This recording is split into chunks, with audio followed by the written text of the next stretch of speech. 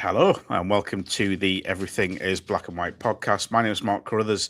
I'm here to look forward to Newcastle United's Premier League home game against Everton. The Magpies back in domestic action after their Champions League exploits against Qarabag. And as I was just saying before we started recording, about to speak to a man who I feel like I've spoken to more than I have my own wife over the last 3 to 4 weeks. It is John Gibson. Welcome along, John. Nice to speak to you again, Mark. Very nice to speak to you.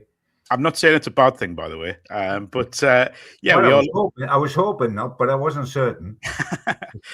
We are here to look forward to that game against Everton, but we will have a quick look back against the game against Qarabag. Obviously, we said the game was all done and dusted, the tie was all done and dusted, but Newcastle did a job, got a win, and Eddie got to rotate a little bit. Yeah, it was a peculiar game, and I felt there was always the possibility of the game being peculiar. And people said the game at St James's Park, it was over after 6 minutes because Newcastle were 2-0 up. The tie was over at half time in Baku when we were 5-0 up. The other half there, and all the game at St James's Park was almost irrelevant. And, yes, 3-2 on the night is not quite the match result we have envisaged, and the match result which would instill confidence or whatever. But there's the other way of looking at it. We got through 9-3, for goodness sake, which when you consider, and these were the playoffs, and by the way, how Qarabag, God bless them, made the playoffs, I don't know, because they are Champions League outsiders, aren't they? Very gallant outsiders and very willing to attack you and die on the sword and all that sort of thing. But, the display... The result wasn't quite there, but 9-3. And it's difficult when it's as easy as you're 5-0 up at Baku and you're 2 up in 6 minutes at home. The natural thing is to take the foot off the accelerator. If you do that, you get a little bit sloppy. The natural thing is to conserve energy because we're playing game upon game upon game upon game. And if you look at it, what backs up that argument is that we were 5-0 in Baku at half time. We only drew the second half in Baku 1-1. We lost the second half at St James's Park 2-1 because the job was done. Subconsciously, players are switched off. They've got the deck chair. They've just got to go through the routine until the minutes tick away and they're through. It's called human nature. And the job was done, and that's all that matters. We won a home and away. We're in the last 16. We move on. But yes, it was a peculiar feeling, the whole of that game, I think, really.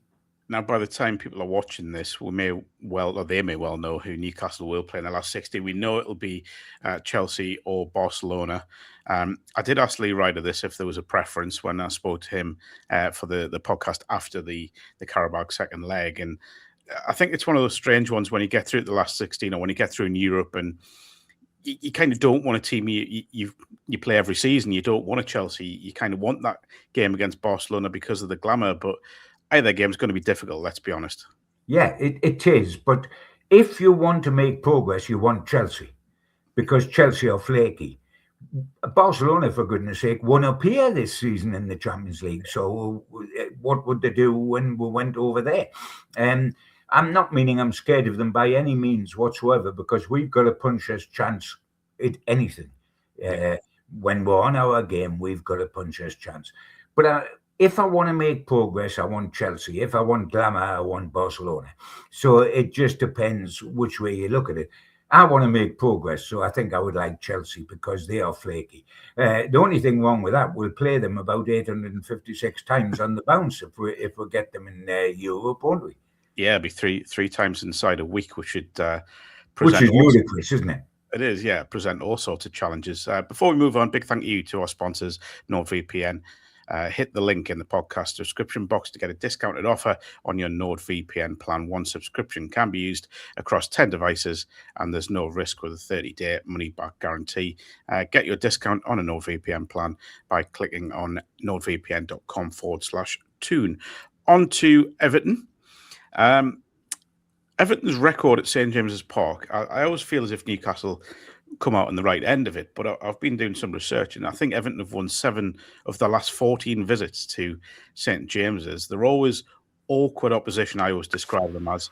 Obviously, won on the last day of last season at St James's to what could have almost messed us up, Mark, didn't it? Almost messed us up for that Champions League place.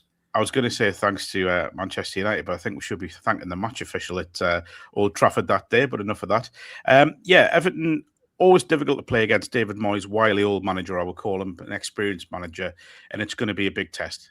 Oh, it is. And when you look at their record, Mark, the interesting thing is that Everton are better away from home than at home. And that's unusual, isn't it? I mean, because sides normally build the overall position in the league on the home form. Look at Newcastle United. Home record is much better than away record. The other way on with Everton, they've got the 6th best away record in the Premier League, or the joint 4th best, because teams are on the same points. They've played 13 away, won 6, drawn 3, lost 4, 21 points away. They've got 5 points less at home. And of course they've just got tucked up at the beginning of the week by Manchester United. My hope is that a Geordie beat them there, Michael Carrick, and a Geordie team will beat them at the end of the week, Newcastle United. That would be wonderful. But they are more difficult away. Some sides are, because they like playing on the counter. They haven't got the concern of having to justify themselves in front of the home fans. I mean, home fans can work 2 ways for us. The home fans are often an extra man. But if you're not playing well, the home fans can be an extra man for the other team, because they're agitated and upset. And Everton have found that very, very difficult. So we've got to remember, and I'm certain that Eddie will be punching this out in the dressing room, that they are a good away side. Not a good home side, but a good away side. And as Eddie has said, and I've found it interesting that he said this in press conferences recently, because it ought to be said, we're going along well in the Champions League. We went along well in the Qarabag Cup. We got to the semi-final. We're going along well in the FA Cup, having just beaten Aston Villa. But we're not going along well in the Premier League. We're way off in the Premier League. We're something like 11th. I mean, Everton are above us by a point. In other teams, Brentford and Bournemouth and Fulham are above us in the league. That's not the Newcastle United we know and love. That we are playing. We've played catch up all season in the league, and we still are. But all of a sudden, we're home on Saturday to Everton. We're home to Manchester United on Wednesday. I know they're different beasts since Carrick went in to what they were before. And then, having played Man City, we'll go on to other home games. We've got to take advantage of that in the Premier League, because if we do, I mean, it's asking an awful lot, Mark, to catch up and get a Champions League position, because the team's at the top of line. But if we're going to make Europe at all, one of the other two. And by the way, if I'm not going to make the Champions League, I know the Europa League doesn't sound as good, and the Conference League is quite a little bit of an embarrassment, if we whisper it. But we could win those two, or one of those two. If we go in them, we could actually get another. And I want next season to be going for as many trophies as we can. Let's have a look at the League Cup. Let's have a look at the FA Cup. And let's have a look at one of the European League. Because if we don't go into the Champions League, which is where the money is, where the glamour is, we could actually win one of the other two. Yeah. So, let's qualify for Europe in some shape or form. And to do that, we've got to start picking up wins in the Premier League, because draws are no longer, where we are in the league, draws are no longer good enough. We've got to put a string of wins together just to climb that table, haven't we? And this is where we've got to start against Everton. Yeah, I was going to say, when you look at the table, I mean, Newcastle are only 4 points off 7th, which, that would be, I think, probably enough for a kind of Conference League place.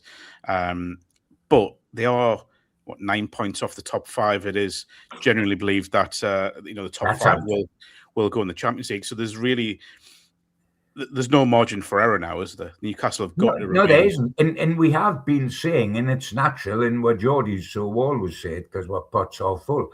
But I've been saying, we're just X number of points off it. That's true. But we've got to get those points. And we say it, and then we produce a lovely performance at Man City. But the bottom line in the record book says we lost. Yeah. We've got to start turning some of these matches, regardless of how good the opposition is. Everton's a good away team. Manchester United haven't lost yet since Carruthers went. That doesn't matter. We've got to start winning those games to play catch up and to get to where it's all right saying we ought to be. And we ought, because we've got the talent and we've got the fan base and we've got the manager and everything's in place. But it's no good saying we ought to be there. We've got to get there. And by the way, this isn't doom and gloom. I think we can. And as I say, in the 3 cup competitions, Europe and the 2 domestic, we've done great this season. Let's put a little one together in the Premier League, because at the end of the season, that's what's going to decide what next season's all about. Well, it's really interesting, because if you look at the bigger picture, and you think if you went back to the start of the season and said in terms of cup competitions, Newcastle will get to the Qarabag Cup semi-finals, they will be into got the Man City to get into the quarterfinals of the FA Cup. The Champions League, they will get through the knockout stages for kind of the first time, barring what we spoke about yesterday when we spoke about Bobby Robson's side. Last 16 tie against either Chelsea or Barcelona, so done well in the Champions League as well. But then you look at the league, and it's just never really, the momentum's just not been there, barring little spells.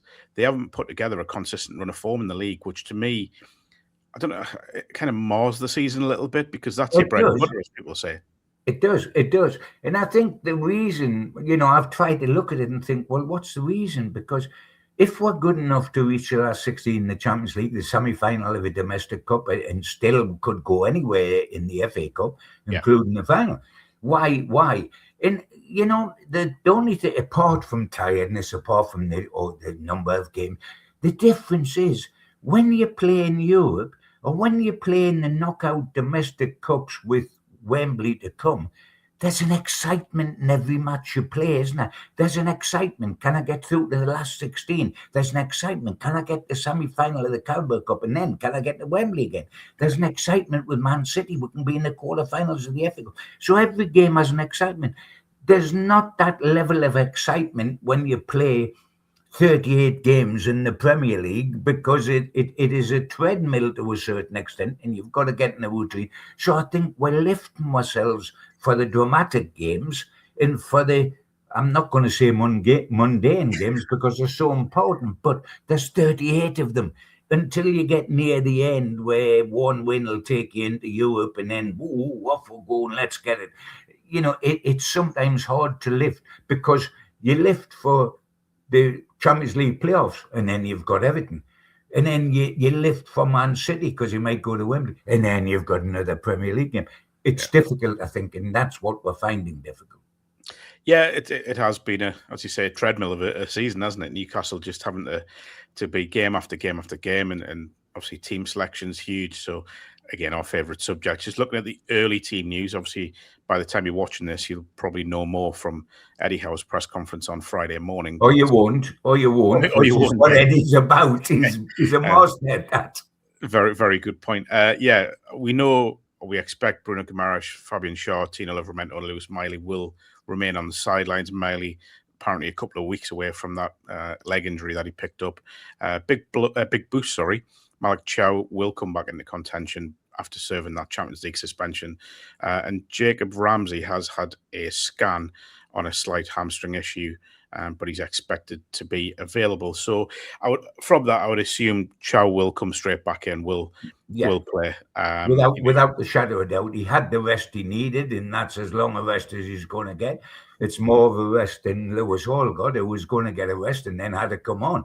But I mean, looking at the obvious, and I always say you never know what Eddie's going to do team selection-wise, because he pulls rabbits out of the hat, and he's got the benefit of seeing them every day in training, and we haven't. But from the team we saw play midweek, Pope will be back in goal. We know that.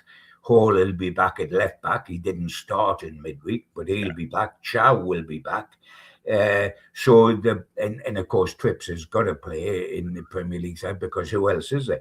I think the only choice in the defence is whether you go Botman or Byrne for the left-sided centre half alongside Chow, and you have that option. Midfield, I would expect Joe Linton to start his first Premier League game in a little while, to actually start it with Tonali. Who gets the other position? If it was up to me, it would be Ramsey if he's fit enough to do that, to make the three. And then up front, Gordon's got to come back as centre forward because he's the best centre forward we've got at this moment in time, and has really come on in that position an awful lot. So Gordon plays centre forward, and then it's just who's the two wingers. Is it Murphy or Langer on the right? You presume it'll be Barnes on the left, although Willock can play in that position if they wanted him to. So for me, it's only who's the centre half between Botman and Byrne, who the third midfielder is, who I would pick Ramsey if available, and whether Murphy or Langer plays outside right. In terms of the centre-back position, it's a really interesting one because I feel as if the way Eddie's conducted himself this season, he's very aware of Sven Botman's fitness issues. So I would imagine he may well drop out of the side and Byrne will stay at centre-back. And he loves Byrne, doesn't he? And Byrne is big-hearted. I mean, Byrne didn't have the best of games against Qarabag up here. I mean, he got done by the centre-forward on pace. It was like he was running in lead boots, wasn't he, when he was trying to chase him on the first goal. And I know he was a bit unfortunate with a sliding tackle that produced a penalty, but it was a penalty. So it wasn't the greatest game he's ever had. Botman did score, although his job is to keep them out more than to put them in. But he did score. Botman's not a huge upgrade on pace, you know. I mean, he is a little bit because Byrne's so slow, but he's not lightning quick by any means. So there's not an advantage there. I've got a feeling that yes, he may go with Byrne, but that is a decision to make in that position. I would think Ramsey would play midfield if available. He's looked a better player by every game he's had. Is there a frustration from yourself that some of the, and again, I spoke with Lee Ryder about this, the fact that some of the squad players who came in midweek haven't really given Eddie too much to think about? No, they didn't, and that's always a shame. I mean, and I want to say this with utmost respect, Azul is a million miles off a Premier League centre forward at the moment. If you took away his pace, you would wonder what he had, because that's what he had. And then his pace is misused. And it was very interesting to listen to what Alan Shearer said, because Alan Shearer knows one or two things about playing centre forward, I would suggest, both at our level and at England level. I think he knows a little bit. And he says he's trying to do everything far too quickly. And he is. He's 100 miles an hour. He outpaces everybody.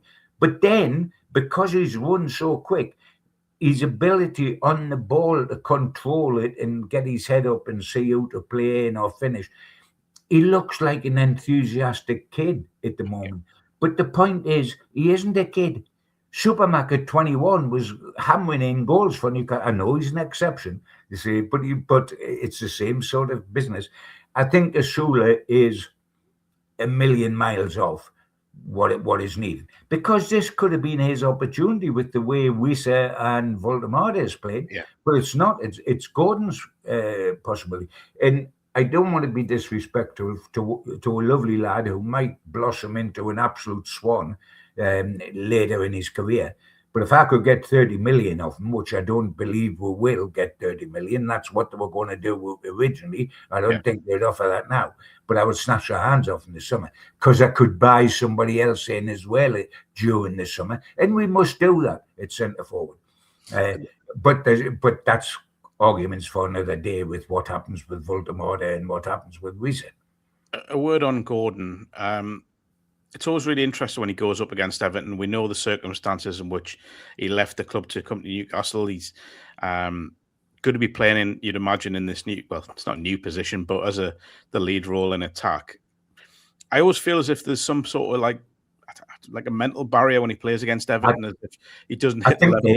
I think there is. I don't want to say he's scared of them, because scared's the wrong word, because he's not that way inclined, but he's almost overawed by them. He's almost thinking about things that are going on around him, how much the Everton fans hate him because of the way he left, how much he'll get jeered, how much he's never produced a top quality performance against Everton like he had.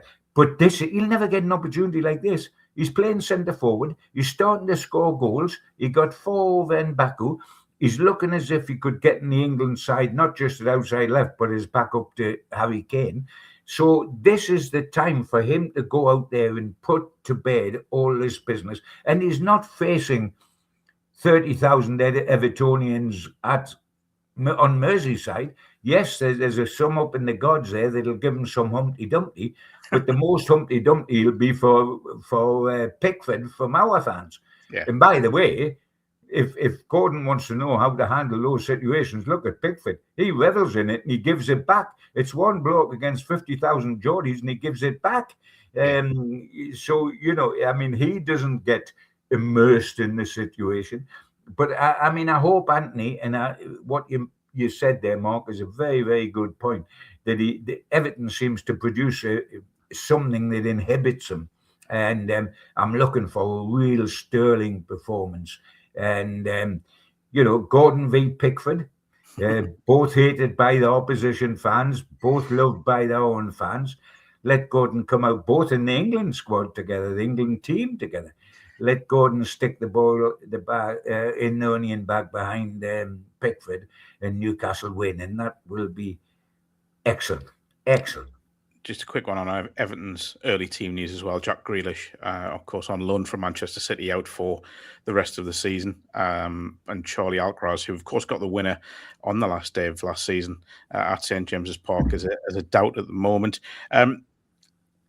Just a final one. When we look at the 2 home games coming up in the league, they to me feel as if they provide Newcastle, provide Eddie Howe with what could be a launch pad for a successful push for a European place. I'm not going to say Champions League yet because I think that is... No, but some European place.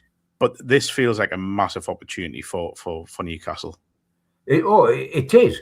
And it's one we've got to take. We've talked about how brilliant they are in the trophy games, the Europe and the 2 domestic cups.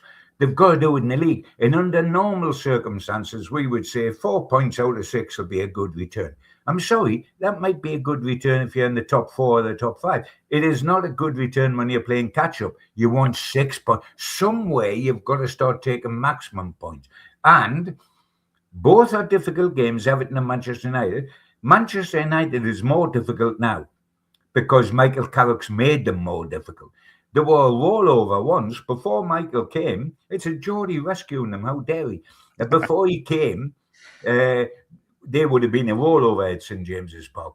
They're not anymore. And because they are extra difficult to Everton, you want to beat Everton to go in the right frame of mind there. But if we want to get into Europe, we need 6 points from this. 4 points is better than 3, is better than none. Yeah. But we need 6, don't we? We absolutely do. Before we go, I will say a massive thank you to our sponsors at Saley, your go-to eSIM provider, helping you save more with affordable plans in over 200 destinations. Download Saley from the App Store and use our code EIBAW at the checkout to get 15% off your first purchase. All the details can be found in the link in our episode description box. By the way, before we go off, may I say on this Everton game, on Saturday, I said we need 6 points. We'll look at the Manchester United game next week on the Chronicle podcast, of course. But I'm taking us, I think we will beat Everton. It'll be a narrow win. I don't think we're going to steamroller them and win about 4-0 or something of that nature. But I do believe we'll win. But I believe it'll be tough and we'll have to produce the right approach to the game. But I'm taking us to win. First steps first, beat Everton. Then look at Manchester United. Always focus on the next game. One of football's great cliches, isn't it? Gibbo, thanks for helping us preview that Everton game. I'll be back before the game with a preview with a journalist that covers Everton. And then on Sunday, we have a very, very special episode, myself and Gibbo, recorded on Wednesday, which is looking back at Gibbo's favourite or best 10 Newcastle United European nights. Some wonderful memories in there after Newcastle celebrated their 150th European tie against Qarabag in midweek. We will see you then.